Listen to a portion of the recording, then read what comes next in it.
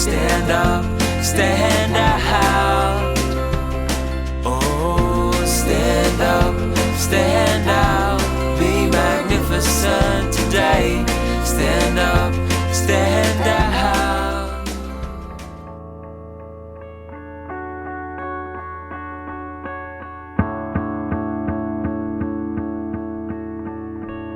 Sometimes in life we get off to something which is not exactly a head start. Tell us about your beginnings. Where was it you came from? Well, not a whole lot is known because Romania is not known for its authenticity and its trustworthiness. But what I do know from my birth transcripts is that I was born in a Romanian jail because my birth mother apparently was a prostitute. I was then taken directly from that jail into, some would say, one of the better orphanages of Bucharest, which is the main city. I was then adopted from there when I was 3 years old by a couple from New Zealand who had a burden on their heart to adopt children, and I happened to be one of them. Now, some people would look back at that beginning, being born of a prostitute in a prison, and think, this is all I can amount to. I came from the gutter. Did you feel like that? There was a time when I would go through primary school and I would start telling people, oh, this is my story, and they would go, you're a freak. You've got nothing normal about you. Why are you even in school? Why do you even think that you should have lunch? And so there were times when I got teased and I started to not say my story as much because I started to feel like, oh, okay, this isn't normal, this isn't right. Why am I on this earth? And that sort of carried over through to teenagehood, where I started, having that identity formation, when I started thinking, oh, I don't really have much purpose on this earth. Why was I even born? I was even beyond a mistake. I shouldn't have even existed, It was only that some old man, kind of thing. Like, there was no reason for me to be on this earth, and so I really struggled with that for a time. People aren't always going to lift you up, and you can't rely on that. You got to, I don't know. People like to find themselves by what other people say about them, and when they become because of what they say or didn't say. Yeah. So, and we're all the same. We're all trying to get praise and approval from other people, and we think, oh, why don't people give it to us? But we don't give it to people all the time either. So you can't rely on that. How did you get to overcome those feelings that were haunting you? Well, my parents were incredibly strong Seventh-day Adventists, and I'd never felt like, because they never made my adoption a secret, they always said, we chose you. That's more than, I remember them saying when I'd come home from school, oh, they teased me because I was adopted, and she would say, well, rebut that and say, well, at least I was chosen, not just happened, kind of thing. Yeah. And so my parents had a very, very strong part to play in terms of giving me that confidence and knowing that I was there for a reason. And I think I became a Christian, and even though I had a Christian upbringing, there was a time when I experienced God for myself. And I remember being in a camp and they were talking about that verse that says, you knit me together in your mother's womb. And that's taken me seriously about 5 years to claim, because you knit me together in my mother's womb. My mother was a prostitute. How can that match up when something that is so wrong, how could that be deliberate from God? And then other verses say, you are my princess, you are my chosen child, I've called you to be a minister of reconciliation, and just all these promises that he's given us and evidence that we are existing for a reason. And it's just claiming that and realizing that I've got a higher calling, a higher purpose beyond whatever my potential existence could have been. Wow, and what was it like to read those verses and to realize who you really are? It was incredible. It's claiming the fact that there is something beyond what people were saying to me. And it was like, they'd put me in this cardboard box of push to the side, have no purpose in life. And suddenly I was busting free of that box and saying, wow, I can do amazing things. And then I started hearing other people's stories. And so I suppose it was being able to look past myself and then see other people for the situations they were in. And they would, there were students that I was around that were like, oh, my parents have split up, I'm sleeping with my boyfriend, I've got no worth. And, they had all these chips on their shoulders, and there were other people who weren't Christians who were also adopted, and they also really struggled with the fact that, oh, my circumstances suck. What's my future? And I was able to say to them, hey, my circumstances could have just been worth nothing, but I've found this identity in God, and how amazing for the fact that He did knit me together in my mother's womb, and the fact that I breathe every single day is a testimony to the fact that He still wants me, He still needs me. It's a security that doesn't change and won't. Like the Bible says that God won't change, He can't. And so like it's a security and a value that can never go away. What is it like to get up to face the day knowing you have a purpose for your existence? Well, it's victory, because I suppose in the past I was believing lies that Satan was telling me, and I suppose I see in other people that they're just believing lies that's just shrouding their vision, lies of uselessness, lies of absolute, I don't know, patheticness. Yeah. And you know, God's replacing those lies with, you are mine, you are chosen. And you know, yes, some mornings you just wake up and go, oh. But some mornings it's like, wow, I'm still alive, Lord. You still need me. And it's just breaking through from the lies and just believing the truth. You could actually go into the trap of just going, no, I'm not valuable, I'm ugly, I'm not worth anyone's time, and you might go do something destructive to yourself, like just say, like, you just go, I'm fat and ugly, so I'll just go and eat everything. You know, instead of going to God and just finding that security, you'll believe the lie and walk in that instead. It's a lie, like, It is. I'm going to believe the lie, or should I just take a look at the truth? Like, Yeah, and sometimes it takes so much to combat that lie. You just got to persist in just choosing to trust. Choosing to trust God's opinion of you, and choosing to be patient, that even though you aren't even able to comprehend the way He sees you right now, but to just go, no, this is the way He feels about me, and to just hang, like, you might still not feel like that's the way He thinks about you, but just to be patient, that just, to hang in there, to trust despite your feelings. Sometimes that is the hardest thing.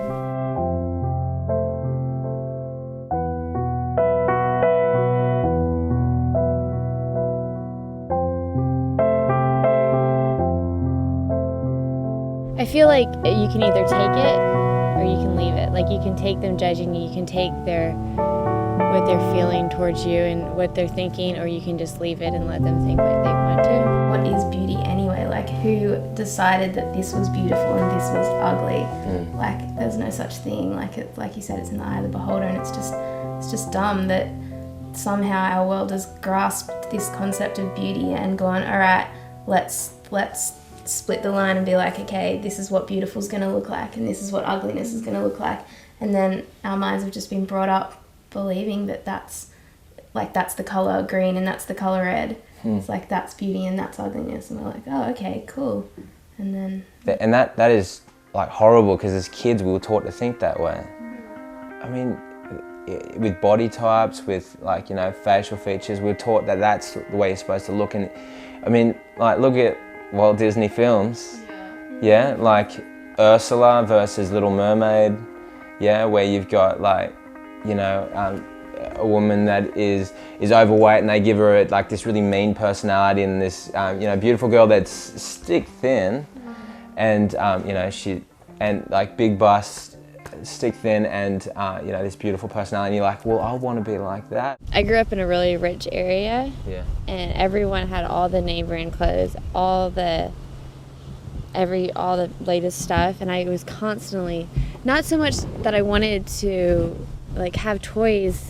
It wasn't the want to have toys, but it was like the desire to look like everyone else did.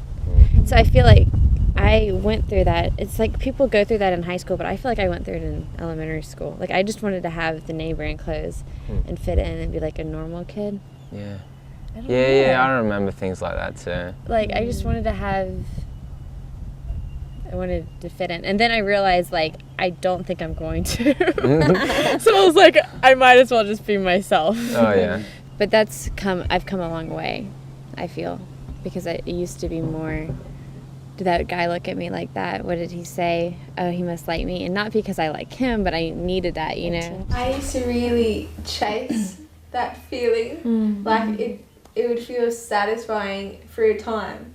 Like, I used to kind of pick a guy or whatever, one that I somewhat was attracted to. Sometimes I wasn't even attracted to them at all. But then, like get their attention. And once I got their attention, I knew I had it. I would, for a time, I'd feel satisfied, and then I'd feel so grossed out, and I'd run away from them because I didn't actually like them, but I liked the feeling of chase. And the idea. I felt valued by it. Just I used to do exactly the same thing as Sarah, and I had a couple of years where I was a bit chubbier. I remember this one time I was shattered because Sarah was quite glamorous, and we were at a Bible study, and I went in and sat on the floor, and then Sarah walked in, and like there was this guy who was like, "Oh, do you need a chair?" I was like, "Excuse me, did you see me walk in?" See me? Yeah, it just makes you feel like less valuable, less confident, less all that stuff. Yeah, it's pretty crazy how it affects a girl. Like a girl really does want to be desired or just thought of as, something beautiful, something precious, something to be cared for. Yeah, a girl craves that, for sure. Always thinking about how we look and how other people perceive us, and always comparing ourselves to other people. And It's almost to the point where it's like human nature to constantly be evaluating yourself and how people are looking at you and how you feel when they look at you and stuff like that. It's a constant thing, and it's between other girls and boys also. It's funny that like guys think that girls dress up for them, but a lot of the time girls are dressing up for other girls. Yeah. Like it's quite crippling to walk into even like a church function and see what the other girls are wearing and feel insecure and I need to go to the bathroom, check how I look. That's so true. Whoa. So Whoa. true. Man. It's more I want to go home. It's more the competitiveness between the girls, not for a guy's attention. I think it's a bit of both. Yeah. Maybe it's like it's not just girls, guys too. I think. Like when I think about like looking good, the first thing I'll think about is like, what is that girl gonna think, or what is that girl gonna think? Like I have my friends in mind, like what are they gonna think about what I look like? And then I don't even care about the guys, but if I look good, then whatever. It doesn't matter. I think we compare ourselves to the girls straight away. Like if you walk into a club or anything, and the first thing you check out is the girls because it's like they're your competition. You're like, if you feel like you look better and more beautiful or whatever than them, then you're like, that's okay because obviously the guys will look at me first. But it's like you're looking at them first because they're sort of your competition for what then the guys are going to think. Yeah. Sometimes I find myself like, I know it's really bad, but when I'm really self-conscious about something, I will look at that something on the other person first, and I'll just like pick it out and like just pick out all the things that I hate about myself on them, and I'll just be so upset with myself because obviously it'll be better because I hate it so much about myself, and it's really terrible. Like it's something that I'm trying not to do, but it's something that I do. It's really bad. I think a lot of times girls dress for girls also. yeah, Like they dress to prove to other girls almost, because guys, I mean, I know they're rating girls and everything, but it's like they're more laid back than girls are. Sure. Like girls, it's a feisty war, like really, I don't know, we compete with each other, and it's silly, but I think a lot, like we might do it subconsciously, but we definitely do it. So. Yeah, and it's like, I mean, did you remember doing that when you were little? No. It didn't enter into your head, and so then the question there is like, well, when you were little then, does that mean that you just didn't, there was a part of your life there that like you didn't need to feel valuable? Yeah. Or was it that you got that from somewhere else?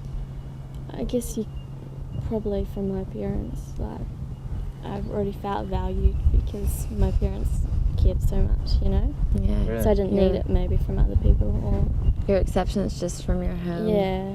I also think like as a child, it's like art, okay? You know how children just draw because they don't have a pre-given thing to what good art is or what beauty is. So they just have their own thoughts and they just think, oh, like a child will go, you're beautiful, or like just to anything, like, and they just love everything and they're just embracing life.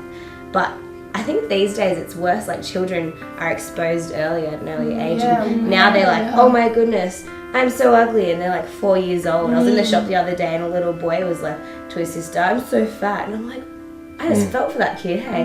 He was about 8, he looked about 8 or something, and I was just like, no, and it was so bad. But I think like when I was a child, I was so carefree, and like you guys were saying, it's so free. It's because you're not given like things from this world, you're just living your life as you are, being like innocent. Innocent. I guess when you're little, you don't care so much about, obviously you don't think about how people are going to judge you because of what you're wearing or like whether you're pretty or not. But you're just like, you're so innocent and everything makes you happy. And I think like I definitely miss that now, like not caring, like that would be so awesome. Just everything you did, you didn't care, like you just wanted to have fun. And like I guess I went to an all-girls school when I went to high school, so we didn't really have that like guys, like the problem with guys in class and stuff. But it was still really like cliquey and competitive. And I feel like as I'm growing, like the more I start to care less about what people really think and more about what I think about myself.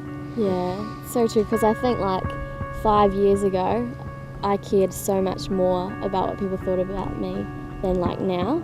And I think it's like a growing thing and accepting yourself and just accepting yourself for who you are and not letting how people judge you like control your life, because I think it can really affect how you act and what you do. The days of childhood, we were free and we felt secure, and it was cool. Like, and I love what you said. You said, I wish I could have that back again, that freedom.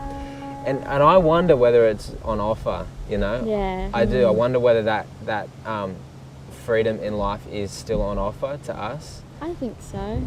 But I think it takes time. I remember times when I've just been so weary in the mind from just thinking so much, like particularly if you like someone and a lot of your value is placed on their response to you. And I was just feeling really so tired about worrying about their response to me. And I just went for a walk in the bush and I sat next to the water, and I remembered, just God help me to see his thoughts towards me, which was so grounding, had such peace of mind, such security, like, so that it didn't matter whether, like, his opinion of me just, it didn't have that weight anymore, even though, like, I wanted to be a blessing to him, but not for the sake of what he was going, like, his response to me. It was just to be a blessing to him because I already had that security from God, and which is unwavering. And I still need to do that. Like, I might try and make myself look, presentable or attractive, but unless I have God first and have security in God first, I'll be really self-conscious. I'll still be self-conscious, so I need to spend time with God so my value comes from him ultimately, and then I can be others focused and not be constantly thinking about how do I look. I think a lot of the beauty and everything, like, I've got to look good for that guy, I've got to get that guy, and like we've got that void in ourselves, and if you don't like go, hey God, this is all yours, I'm placing it all in your hands, you're just always going to have that void, and no matter how beautiful you are or how many beautiful people you surround yourself with, or how many guys' attentions you get, you're just never going to be fulfilled. And like once you've put it in God's hands, everything will just fall into place after that. Like I've just had so many experiences this year, it's just been so intense, and it's just been like, you know what, I'm just gonna leave it all to your plan, and just like guys can't fill that void, like beauty can't fill that void, nothing on this earth can, only God can, and you will be satisfied and you will feel comfortable within yourself because you know that God thinks you're so beautiful and he loves you so much. It's just so amazing, and it's just he's just got it covered. You don't even have to worry about it. I started looking at God differently because I felt like I needed some satisfaction, like I needed to fill this void. I'm like, I know it's God, but how can I look at God? And I had to look at him in a different light. So I was like, I should look at him more as a lover for me, as someone that's more intimate, and like you said, you'd go somewhere in nature because nature really brings that home. And I'd look at a sunset and it's like God's painted that for me. He's like, I've created this for you right now. This is my love for you. And I started viewing God like that, and I felt like I was getting, I don't know, I felt like I was being fulfilled kind of, you know, and Yeah, you just- are precious. You don't yeah. have to seek for that approval from Exactly. someone else. Exactly.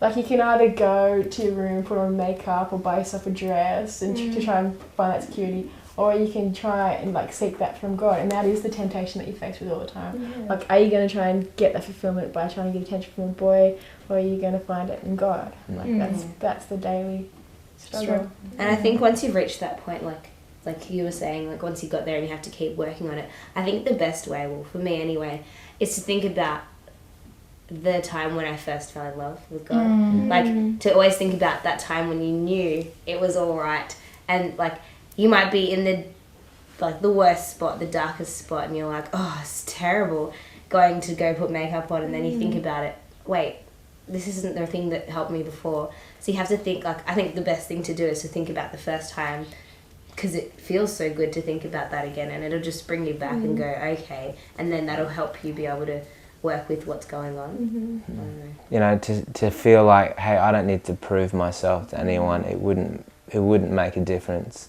I mean, what difference would it make if people gave me attention or not? Like about the way I look or anything like that. God values me. He finds me to be beautiful to Him. The only way I can feel myself and know who myself is and feel comfortable to be that with no apology, you know, like with just being free to be yourself, is when I have spent time with God and I've just felt that security of just His heart towards me, and that the peace of mind that comes from knowing that fatherly love. It's you can't even put it in words. Like I was just running through the bush when it was raining the other day, just feeling so loved by God, and that it just, there's nothing else that can make you feel so secure and so at peace and so free and feel so alive and so yourself as when you have an understanding of God's heart for you, and you feel like you can face anyone and not be embarrassed or subconscious about who you are or what you look like. In what you're saying, you're really talking about a higher identity. An identity that steps out of this world and our own situations, our upbringing, our birth, any situation, whether it's the high school setting that we're in or our occupational status, our status in society. Above all that is a higher identity which is based upon God accepting you as His child. Is that true? That's absolutely true. That's why, if I had a visual image, it would be, just that whole horizontal vertical thing where you've got the whole world can only jump so far up to this level, and you've got this vertical line of God going, you're up here, the world's down here. You can look at that and say, that is not mine because I'm up here. One thing that I was claiming when I was younger and realizing the identity formation was in God, not in the world, I felt like I had a special kindred spirit with Jesus, because, you know, I was born to a prostitute in a jail. He was born to a little girl in a shack, and he was an illegitimate child, and so was I, and I felt like, wow, he's got this worth, I've got this worth. Mesh it together, I'm claimed. That's amazing. He actually got teased a lot from the records of the Gospels. He got teased for being an illegitimate child up through even into his 30s by very professional type men that were very affluent in the world. The Pharisees and the scribes actually would point that out straight away and say, aren't you Joseph and Mary's son? Suggesting that they weren't married when he was born, and not recognizing his divine birth. It's amazing, isn't it, that Jesus can connect with us on so many different points in life, and it so happens that Jesus could connect with you in this very point of your birth. And how did it feel to know that Jesus could be with you in that? I suppose the fact that Jesus was able to perform miracles, Jesus was able to preach a sermon without standing there going, these people think I'm useless, why am I even trying to share with them good news? Why do I think I'm higher than them? If he was to think of the mindset that he was born in a shack to, you know, unmarried parents. And that's the same for me now that, you know, I'm at university, now that I'm studying teaching. You know, what gives me the right to stand in front of a classroom when I was born to a prostitute? And I suppose I can just claim the throne and let that be my confidence, just like Jesus did, because both of us share the same sort of low status birth, yet there's a higher calling that gives us greater confidence.